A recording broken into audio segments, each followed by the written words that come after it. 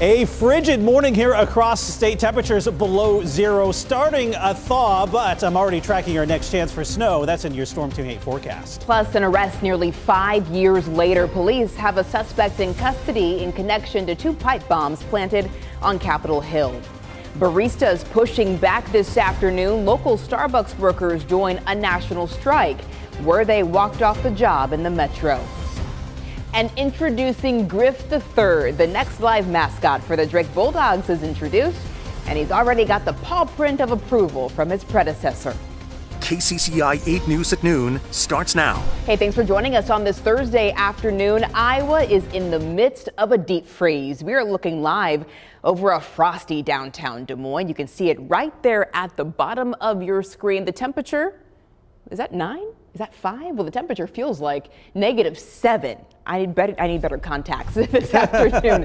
It is a weather impact day. Storm Team 8 meteorologist David Keller is tracking when we'll thaw out. This morning was absolutely brutal. Yeah, and temperatures have bounced back from where we were this morning, but it was absolutely frigid here this morning. These are the morning temperatures. It got down to 3 below zero here in Des Moines, but that was one of the warmer spots here across the state. Marshalltown, you dropped to 15 below. Waterloo, 15 below. Iowa Falls, 14 below. Fort Dodge, that number hasn't updated yet, but you got down to 15 below as well earlier this morning. And yes, those are the air temperatures, not the wind chills. Thankfully, we've rebounded a little bit. We've had plenty of sunshine out there, although we still have snow cover across most of the state, and that is slowing down the warm up. But yes, we are up to 9 degrees now here as of noon, with that wind chill still coming in about 1 below zero. So it's not exactly warm out there. Sitting at 5 in Perry, 6 in Ames, 9 in Indianola, but those wind chills still coming in below zero at times. Feels like 5 below in Boone, 9 below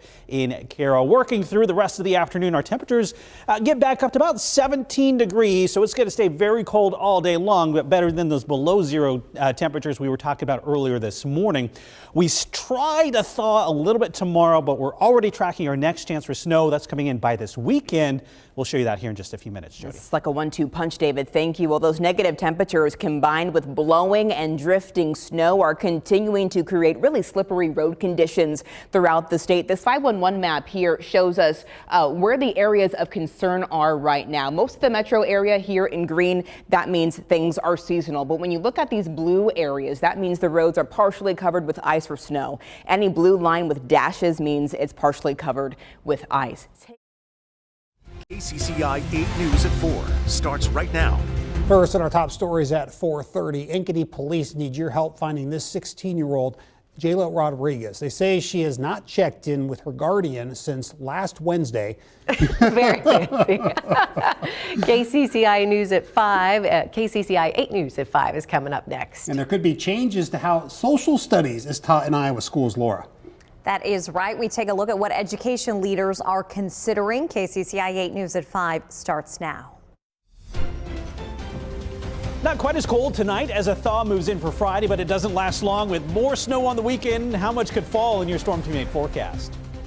Right now, shelters are seeing an influx as Iowans seek shelter from the cold. The message from a Fort Dodge shelter that still has room for those in need. I'm super proud of it because I didn't think that I would get to this point. Not at all. Plus, federal cuts could impact adult education here in Iowa. What the Des Moines Area Community College says it means for its students. And contradicting reports on the operation that killed 11 people on an alleged Venezuelan drug boat. What Admiral Frank Bradley says he was told to do during that military strike. KCCI 8 News at 5 starts now. As Iowans hunker down during tonight's cold, we are looking ahead to warmer days and more snow. We have team coverage tonight of what you can expect. We start with KCCI meteorologist David Keller. And David, some changes are coming. Yeah, just what everybody wanted to hear, more snow, I'm sure. But yeah, we get a little bit of a thaw on the way here over the next 24 hours or so. It's still pretty cold out there right now. We have clear skies. Take a look out of the district here in Ankeny. Temperatures currently 16 degrees, but we have a south breeze right now, which is knocking our wind chills down into the single digits and occasionally below zero. But that south breeze, believe it or not, helps to keep us from getting as cold tonight as we did last night and earlier this morning. Have a nice view of the Super cold moon out there tonight, just rising over the eastern horizon here in the metro. Temperatures will be in the teens here all evening long. We settle around 13 and then we actually climb a little bit overnight. That's going to help us to thaw out just a touch here for your Friday. So overnight lows down about 13 degrees with clouds filtering through our skies. I am tracking a chance for some snow over the weekend. Yes, more accumulating snow on the way. We'll show you when that pushes in and how much could fall in a few minutes, Laura. David, thank you. Well, during this deep freeze, one Iowa shelter says it has room for those in need. KCCI's Marcus McIntosh is in Fort Dodge, where the Beacon of Hope Men's Shelter is ready to help anyone who needs a warm bed. We are inside the Beacon of Hope Men's Shelter in Fort Dodge, where overnight the temperatures took a drastic drop. Inside the shelter here, there was no visible change. This is Iowa's news leader. KCCI 8 News at 5 starts right now. After spending nearly 50 years working in different capacities on campus, Iowa State University President Wendy Winterstein is preparing to say her final goodbye. She became the first woman to hold the title in 2017. KCCI's Kayla James sat down with Winterstein nearly 4 weeks out from her final day.